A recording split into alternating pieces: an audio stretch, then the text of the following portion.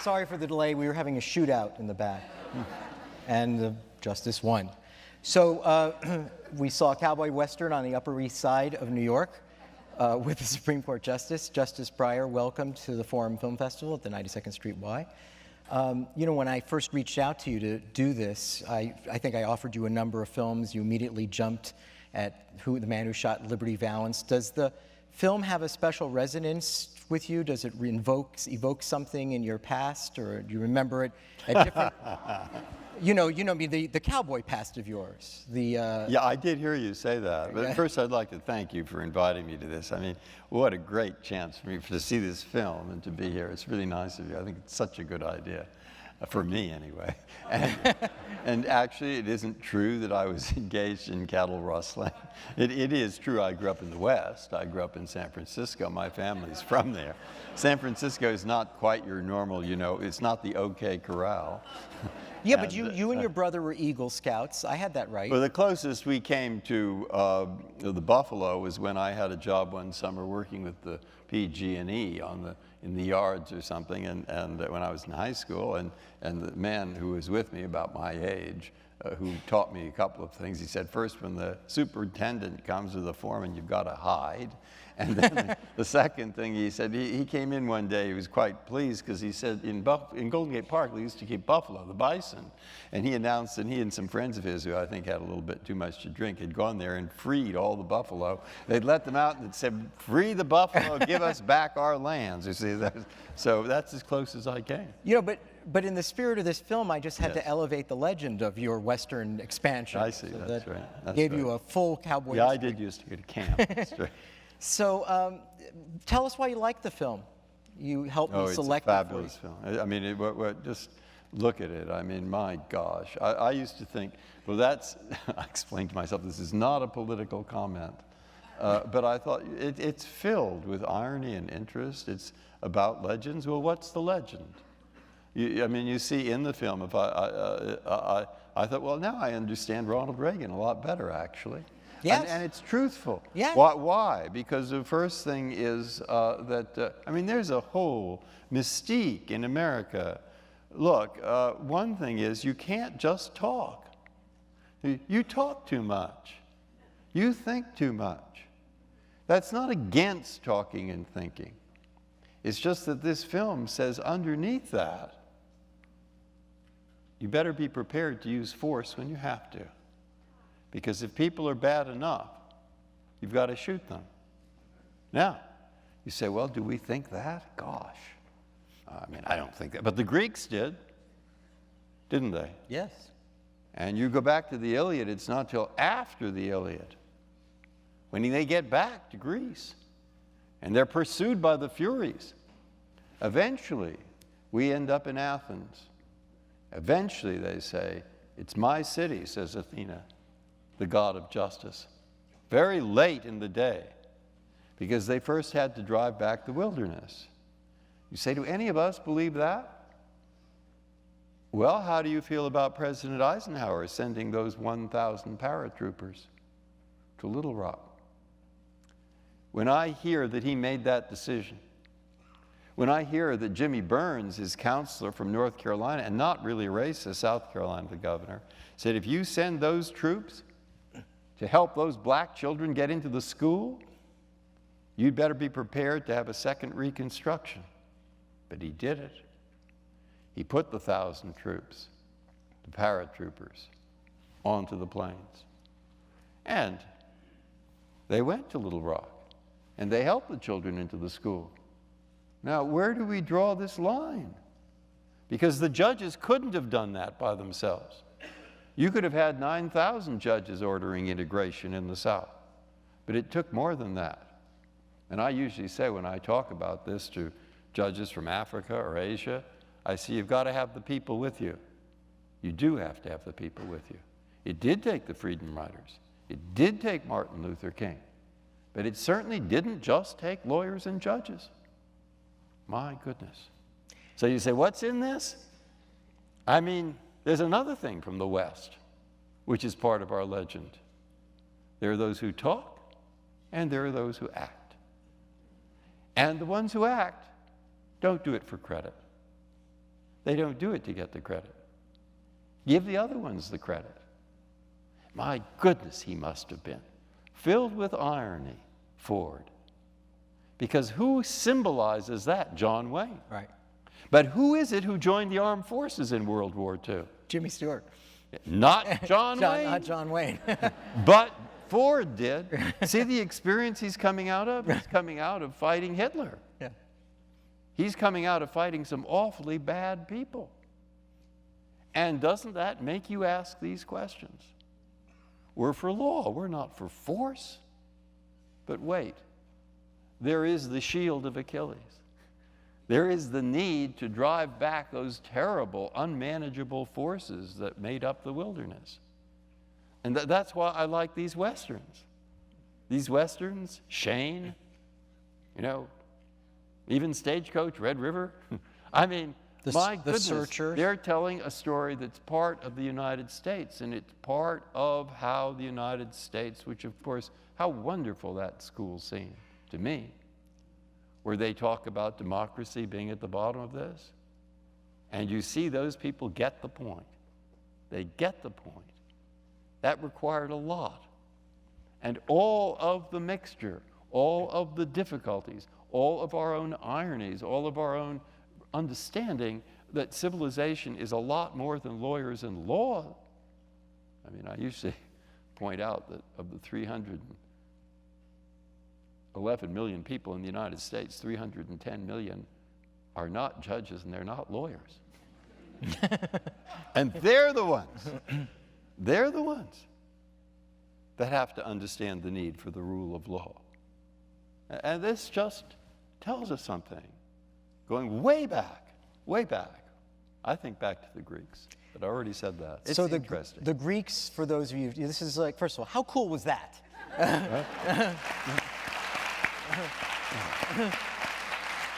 Name a film festival that does that, for the love of God. That was great, thank you. But for those of you who are following at home, you were talking about Aeschylus's The Oresteia trilogy. Yeah, right? coming after the Iliad. When he talks about the Greeks, you can go home and do this on your own, Google it. It's the Aeschylus's The Oresteia trilogy, and it really is the first recorded trial in Western civilization when the goddess Athena says, let's not let the Furies try to, seek vengeance on Orestes for killing his mother, and let's have a trial. And then, of course, the trial so dramatic of the Greeks was deadlocked, and she breaks the tie, and we have our first jury trial. That's true. It's really... That's true. So thank you. I love how you tie that together. So there's so much that you just said that's so interesting. One thought is that you need the gun, and you also need the law book in some ways. You need both. And it's interesting because the way the film plays out, what are we supposed to think at the end? That what gets you to Washington and the Court of St. James, was it the book or the gun? Because it's I just for the first time realized that scene could have been done differently. We don't see in the movie the scene when they're deliberating whether they can send Jimmy Stewart, Rance, to Washington with sort of blood on his hands, right? A gunfighter, right? We don't know what they were deliberating on. Now, obviously, they won out that the fact that he shot Liberty Valance showed a certain Western manliness, and he's perfectly acceptable as a delegate. But, it could have been reversed, that they decided we don't send a man who's a killer, and John Wayne needs to then come in and say, oh, wait a minute, he's not the killer, I'm the killer. And it's very interestingly American, because it says, no, we're willing to let the gunfighter represent us. When you said Ronald Reagan, I thought, yeah, we want that guy. We want the heroic guy. We want the Gipper. No, I'm not saying that Ronald Reagan is a reincarnation of John Wayne. Right. No, I know that. True. I'm saying there's a part of civilized life that understands that this civilized life is a result of a struggle. It doesn't mean we all go out and get guns.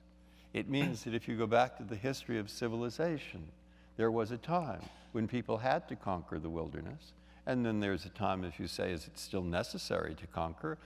Everyone has some pretty dark emotions some of the time. And so he's tapped into a struggle that exists, I think, within individual people, within societies. You have to fight, and that doesn't mean going and killing people, but it means that ordinary people who aren't lawyers, who aren't judges, who aren't necessarily, they're all kinds of different professions, but they have to understand the difficulty of maintaining civilized, law-abiding, democratic society. Maybe today it involves no more than going to the polls. Maybe it means you make sure people can go. Maybe it means they understand their obligation to participate. But that's in the movie too, which is something I hadn't thought about before, right? I mean, the film is really about civilizing the West in many ways. They have educating the West now, and then you see the town hall meeting, participatory democracy. Like, they're introducing the civilizing elements of the social contract in one movie. You get a whole bunch of things. You can't use the gun, you need the law books, you really should learn to read. You know, there was one scene that I totally forgot, the bit when in the restaurant when Peabody tells her which way to put the fork and the knife, and she doesn't care. Because she's not literate. She's not literate, and she doesn't care. And that's why she admires the person who talks and thinks. Exactly. But he isn't the most admirable person. He is an admirable person, but not necessarily the most admirable person. And it's not necessarily, you forget too, that Ford brings it up. Lincoln. What was Lincoln doing? He was presiding over the most terrible, bloody civil war in history. What was going on in this country? You see? It was a terrible war. And Joanna's just been reading, The Rivals. Your wife? Yeah. And she pointed something out to me, which I had. Everyone knows this, but I hadn't focused on it. And that is, why is it that we hear that Lincoln said he would have fought the Civil War, even if no one was freed? He would have fought it if half the slaves were freed. He would have fought it if all the slaves were freed. But was that exaggeration? What was he talking about? And then he says at the beginning of the Gettysburg Address, how many times we've heard that, and yet I'd never really focused on it. He says, 77 years ago, what happened? I ask students at the court when they come, what happened 70 years ago? 50% say the Constitution. No, that's not right. It's the Declaration of Independence. Why the Declaration of Independence? Because that's the document that says all men are created equal. So what Lincoln says at Gettysburg is, he says, 77 years ago, our forefathers came forth upon this continent to create a new nation dedicated to the proposition. Joanna, what is it? Yeah. Joanna. What? She's going to forget too. Based on the proposition, and dedicated to the proposition that all men are created equal. What is it? See, I forgot. Anyone else? What? Conceived in liberty. Thank you very much. Conceived in liberty and dedicated to the proposition that all men are created equal. And we are now engaged in a great war to see if a nation so conceived and so dedicated can long endure. And what he's saying right there is, we are an experiment. Thomas Jefferson knew we are an experiment. Abraham Lincoln knew we are an experiment every day. But then it was the only nation so conceived and so dedicated. Proposition, democracy. And John Wayne is saying an awful lot goes into that battle. Much goes into the battle. He had just come out of World War II. We're 5, that's a great book. Read the book, 5 came back. Yeah. Read the book about those 5 directors who went over in World War II. So it may take different forms. It may exist in different ways, but it isn't going to be judges and lawyers who will save democracy in the United States. So when I see that and I want to go writ large, I say that's what he's telling me. Thank you, John Ford. So Hallie chooses Rance over Tom, and that isn't how it normally is in American movies. In American movies, we don't pick the person who's the brainy intellectual.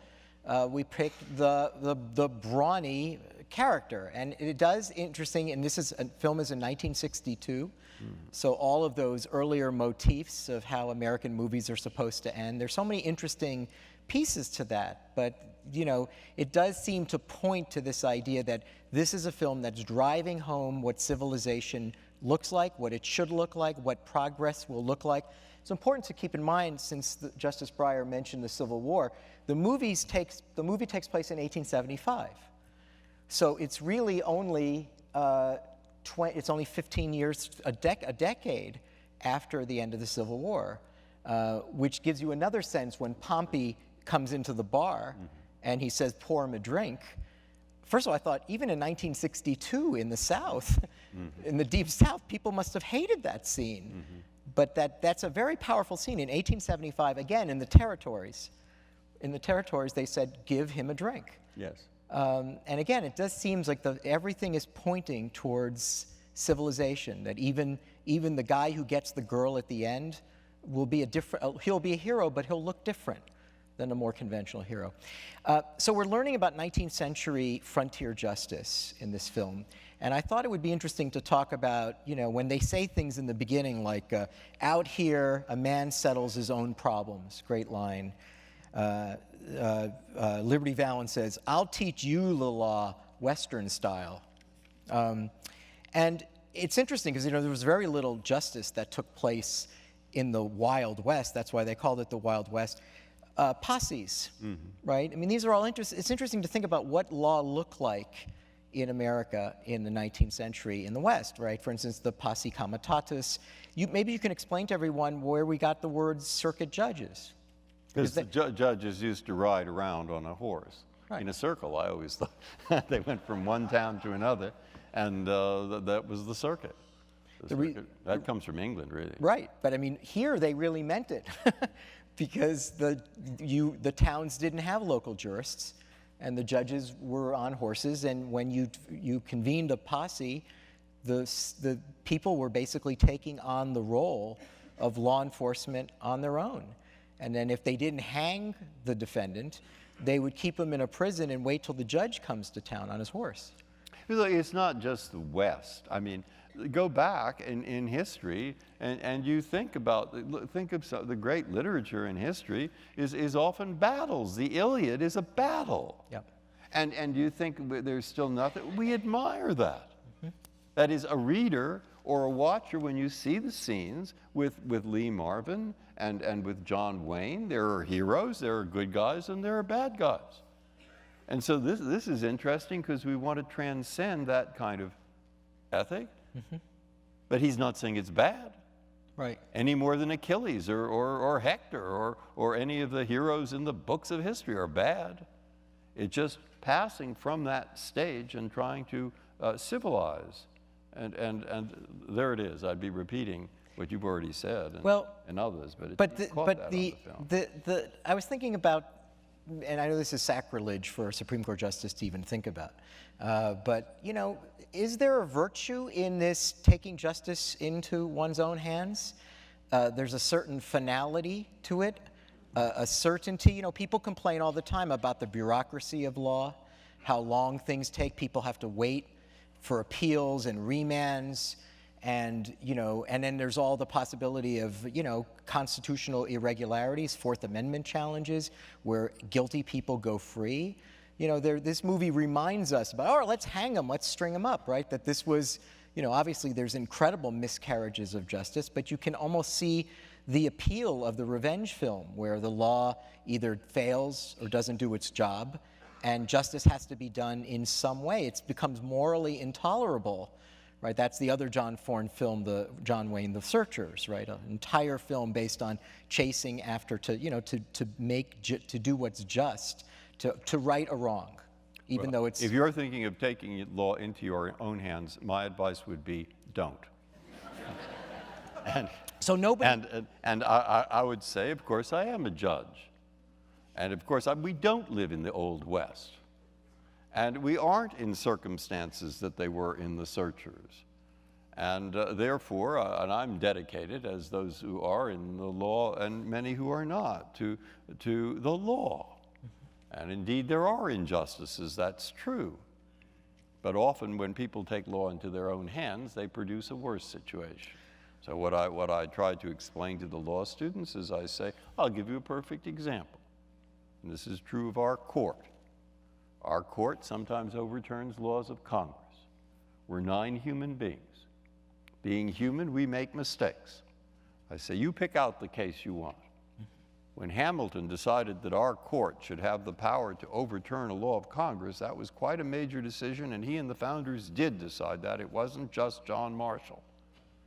Well, why should a group of 9 people who are not elected, why should they have the power to overturn a law elected by people who were passed by people who are elected? Well, Hamilton explains it, and he says because maybe those people who are elected will not apply this document, the Constitution, quite as it was intended. They'll do everything fine as long as it's popular. But the Constitution is for the least popular person as well as the most. And I'm not so sure how they'll behave when the person is unpopular or belongs to a minority. Therefore, we call in the judges. But he never said, why would people follow the judges? Would they follow them? So I take to the students, I say, what do you think about Bush v. Gore? I said, I know what you think. You don't have to tell me. I said, that is a very good example. It is an example. Why? Because it's an important decision. It was an unpopular decision, at least with half the country, and then I usually add maybe a few more than half, but none. And in my opinion, since I wrote a dissent, it was wrong. All right? I thought it was wrong, unpopular, and important. But one of the most interesting remarks I've heard about it was Harry Reid, who said the most interesting feature of the case is very rarely noted, despite the unpopularity. Despite the fact that it was wrong, in my opinion, and its importance, there were no riots. There were not people shot in the streets. There were not people throwing stones at the other. And that is a tremendous virtue of our system.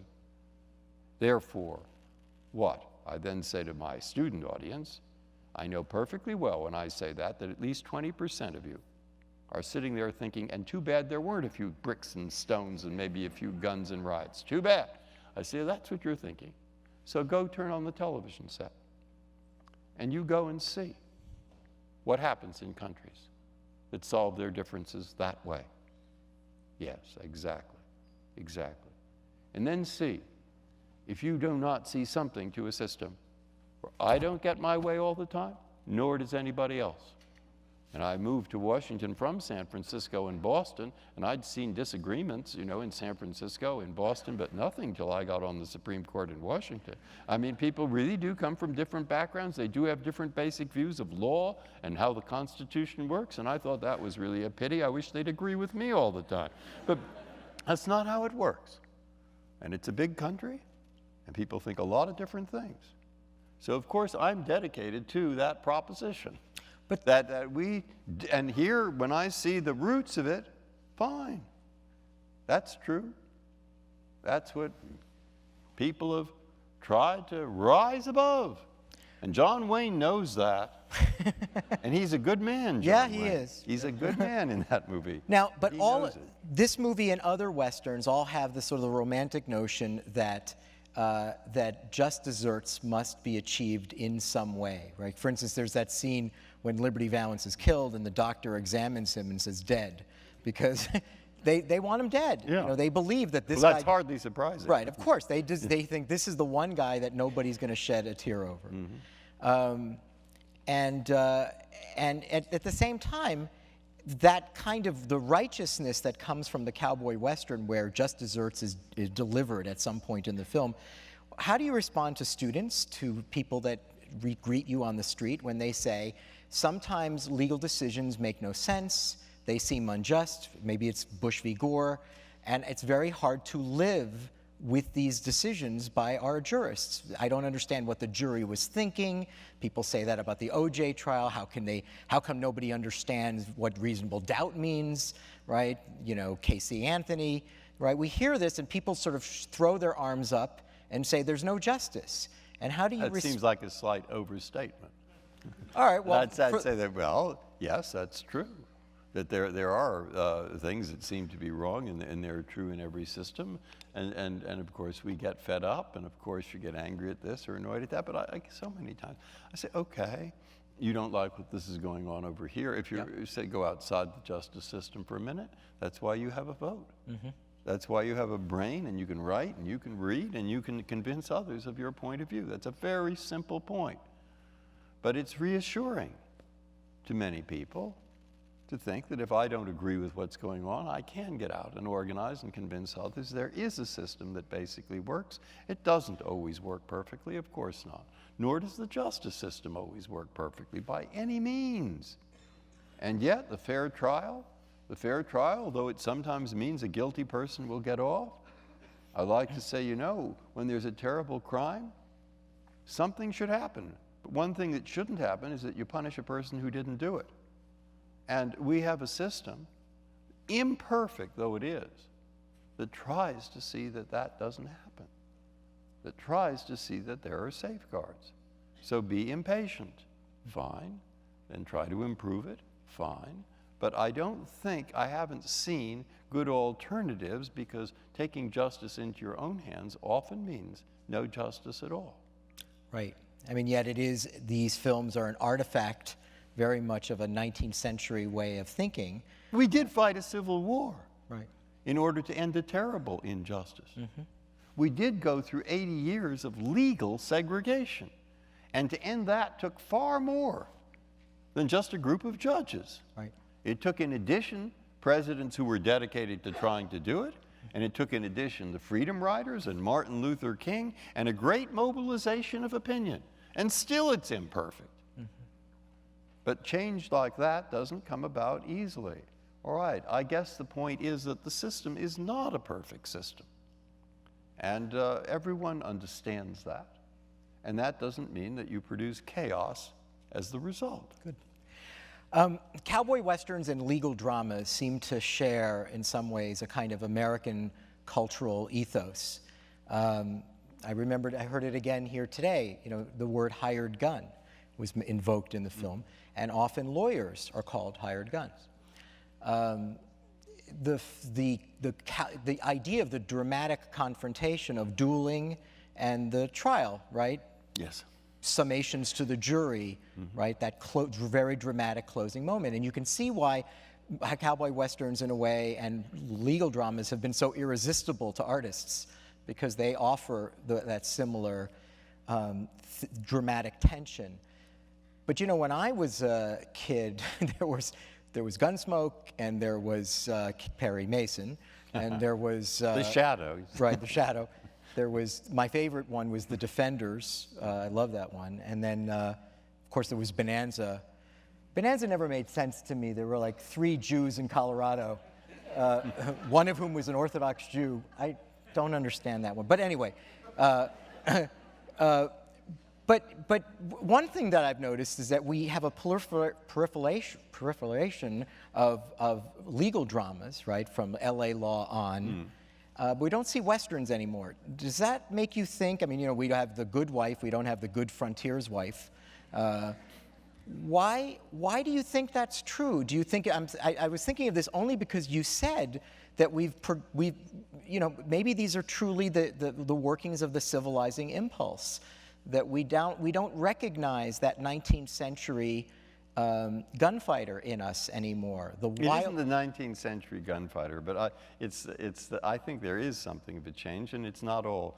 One thing that made an impression on me once, which I took my children, I was driving across the country in a Jeep, which unfortunately my son left the top and all the windows somewhere by the side of the, I don't know where he left it, but we were going with the Jeep alone, and we went across the country. One of the most interesting places that we saw was in South Dakota, or Wyoming, northern part of Wyoming. You can go to a place where you look at the rock, and in the rock there are the wagon ruts carved by the wagons going across the Overland Trail to Oregon, up to the Oregon Trail. And it says there when they passed. They were passing in the 1830s, even 1840s. Now, not very far away is the point where Golden Spike was driven in the late 1860s when the railroads spanned the continent. So what people are thinking 10, 20, 30 years later, at the end of the century and a little after, is that we took this continent that was, they don't care about, you know, they don't care about the Indians. I think they should have, perhaps, but they didn't, and not much anyway. And they took this wilderness, but they civilized it. They tamed it, which had its good as well as its bad. But then you look at Mount Rushmore, and you see maybe they're thinking, my imagination says that what they're thinking is in Europe, they took their heroes and put them on statues in the middle of the town. But in America, we carve our heroes into mountains. And if you think they're not thinking it's something like that, go look at the Smithsonian building built in the late 19th century, and the reading room at the Library of Congress, and the Panama Canal, and the fort that was built around the Panama Canal, the Army base. And what you see there is this tremendous, to me anyway, I see it as tremendous optimism. This tremendous optimism after these enormous feats of engineering, of business, of law too, and even of democracy, and the end of slavery, and the beginnings of, well, I mean, you see this all happening, and there we have an optimistic America, particularly after World War II, when we beat these very, very bad guys, very bad indeed. And now I think maybe the Western is appealing to something there. And maybe we're just a little pessimistic, maybe a little too pessimistic at the moment. The signature line from this movie that's considered in the AFA, American Film Institute's list of 100 greatest movie lines, which is the iconic, when the legend becomes fact, print the legend. It's a great line, fabulous, but it's really cynical. And it makes you think that truth doesn't matter, that we're actually buying into a premise that when it comes to the press, the truth doesn't matter. And even when it comes to the law, that the law isn't a great truth seeker or truth teller, that in the end we have findings of fact, and not everybody necessarily agrees on those facts, and it's hard to know what the truth is. And so, you leave people with this sort of ambiguity about truth. And in some ways, it's a great line, but it's an unsatisfying line, because it makes us think that, well, truth won't really matter if you just create a legend of Justice Breyer the cowboy. Eventually people will believe it. If you say it long enough, when it becomes the fact, print it. He doesn't believe that, John Ford. He just says that because he wants to get a dig in at the press. And he had come out of the World War II experience where he and it was, I guess, George Stevens and Capra. Yeah, all of them. Houston, and who was the other one? Yeah, William Wyler. Right. Exactly. And they'd been working for the propaganda section. And they had a terribly hard time getting anything through. They produced things they thought were pretty good, and they had to deal with this machinery up there, which was printing legends, and it didn't necessarily want the whole truth. So when I saw that, I thought, what do you mean, print the legend? He's just told us the truth. I mean, yeah, but look at how the movie ends, right? I mean, the movie is such a fine ending, because he told us the truth, but the newspaper publisher doesn't want to publish it. And within 15 or 20 minutes, he's reminded why he's really famous. It's not for his 3 terms as governor. It's not for his 2 or 3 terms as senator. It's not for his years in England. It's for being the man who shot Liberty Valance. And so he's a prisoner of this myth-making. He's become his own caricature of this heroic American that helped tame the West, not with books, but with a really puny gun. Also, it's funny, you think about it, I was watching it this time with 2 U.S. Marshals in the green room. I mean, today we wouldn't do, CSI, the forensics on this was ridiculous. The shot's over here, the bullet is a shotgun versus a tiny gun. No one ever thought, wait a minute, let's reassess let's get to the crime scene investigation. This was such a classic one for Dexter. All right. Let's take some questions from the audience, and then we'll say goodnight to our friend Justice Breyer. The first one, I don't know whether to answer it, but I'm going to ask it because it came from the audience. Are there any benefits arising at all from Citizens United?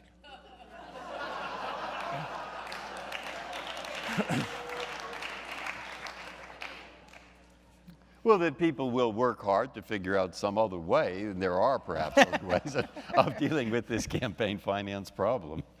I haven't found too many yet, but you never know. Yeah. Do you think that the Supreme Court justices maintain a higher public profile today than they did 25 years ago? If so, and why? And it's not just because, we had Supreme Court Justice Sotomayor was at the film festival a few years ago. We showed the film 12 Angry Men.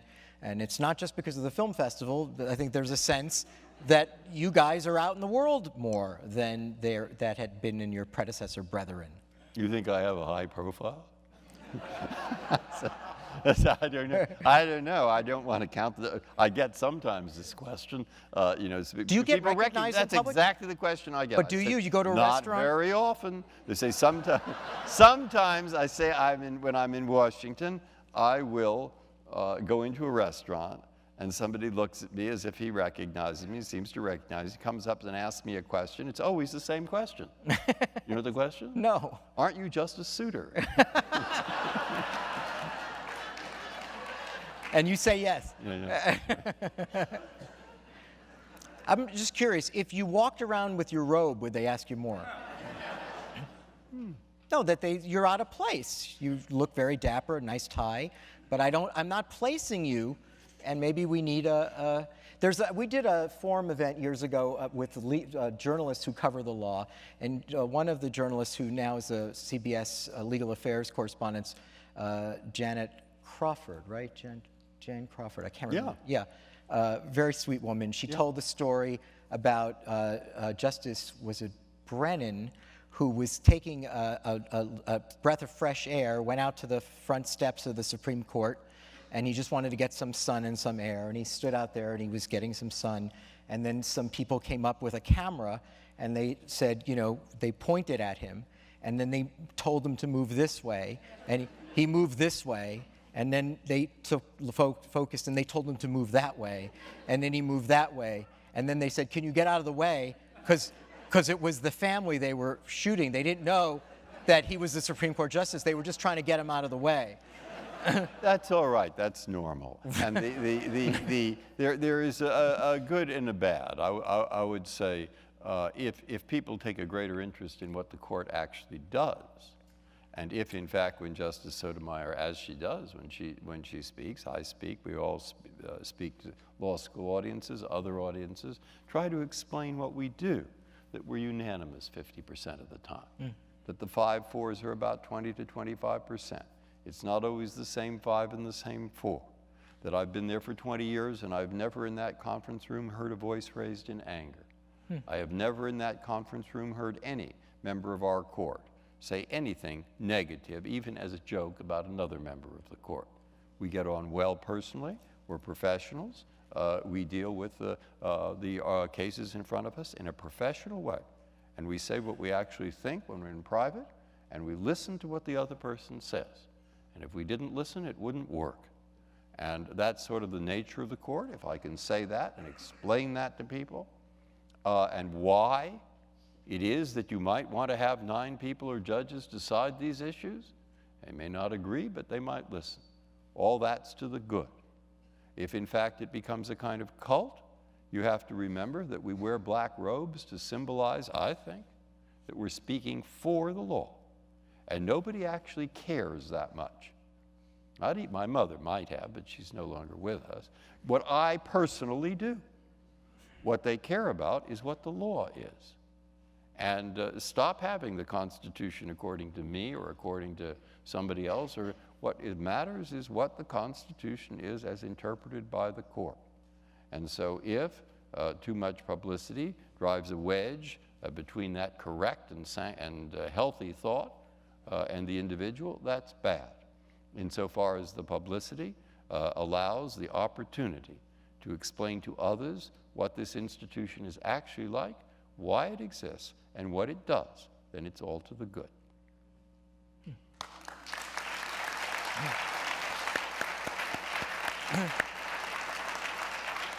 I don't want to put a damper on that, but are you including Scalia in this? Yes. I'm going to ask this question because it's so poetic. I have to ask. I'm not sure exactly where you'll take this, but I can almost imagine what this questioner wants to know. What roles do the founding myths play in the United States Supreme Court jurisprudence? The founding myths. Well, it's hard to know what is the myth and what is the Legend. yeah. I mean, I'm trying to think of an example of. I mean, most of us will read Gordon Wood's book on the foundings. You Right. know, and he writes about it and describes it, and you have the Federalist Papers and. But are you all aware of, in everything that you do, the scope and sweep of American history? I'm not the world's expert on American history, and none of us is. And we have to be educated case by case as we are on other things. But what you do have a sense of, as you sit there, and I sit in the same, on the bench, and this is the bench where that court did desegregate the country. Right. They did decide Brown, and they decided quite a lot of things. And you see in front of you people of every race, religion, point of view working out their differences under law. And you think this has been going on for quite a long time. And the court has had its ups and downs. So there is a sense of responsibility that you feel stretches back to the days of John Marshall and before, John Jay. And somehow the court has helped. I think on balance, I have to say I think on balance, because there have been pretty bad decisions too. But on balance, I think it's helped build the nation. And you do have that sense. And you have the sense that the words that you're writing on paper are not going to last forever, but they will last for a few years. And so be careful. Be careful. And remember that this is a tradition we've inherited. It is a responsibility that somehow, there isn't one of us who doesn't realize that it's lightning striking, or we wouldn't be there. But so there is a sense in which we are aware, or at least aware that we are a part of this American tradition, American institutions. Well, here's another question that fits into that one, and then we'll say goodnight to our guest, Justice Breyer. Are we, and this person says America, quote, an experiment, she puts in quote, or he puts in quote, that can truly endure? Remember, every great, and she underlines, or he underlines great, civilization has eventually disappeared. And she reminds us about the Romans and the Greeks and the Egyptians. And so are we also perhaps in that way unaware of our place in the scope of human history, and that this is an experiment that has worked beautifully for 200 some odd years, but does it have legs? Well, it hasn't worked beautifully for as I say, there have been plenty of ups and downs, and I have no doubt that eventually America will come to an end, but I don't think it's going to be for a very, very, very, very long time, and we hope. And a lot of it, the way that America behaves, the way our experiment continues, a lot of it depends on us. I mean, I look over there, my grandchildren are here. It's their generation that's going to determine how they behave. And the best that I can do is what I do, what all of us do, is to try to pass on to that next generation and the generation after what we've learned from our parents, our teachers, and tried to practice throughout our lives. So if I talk to those students, I say to them, I hope that you're going to find someone to love in your life. I hope very much that you will have a successful career, and I hope that you participate in the community. Because I'll tell you, I can't tell you what to do or how to lead your life. But this document that I interpret is a document written by people who believed that you would participate in your community life, whether in politics, whether in some form or other. They were certain that would happen. And I can tell you this, if you don't do it, this document won't work. And so I think one of the messages we can pass on, and you have to pass it on through example, as well as discussion, as well as talking. It's both, you see. That's why we like this film. Yep. It's not don't talk, although he says it. He says, don't talk so much. Action is important too. Quite right. And what we're talking through our deeds as well as our words is we're trying to pass on that need to participate in this democratic society. It sounds like a 4th of July speech, but my goodness, it's true. And I think it's on the truth of that that we will decide how long the country will last. I think it'll be a long time.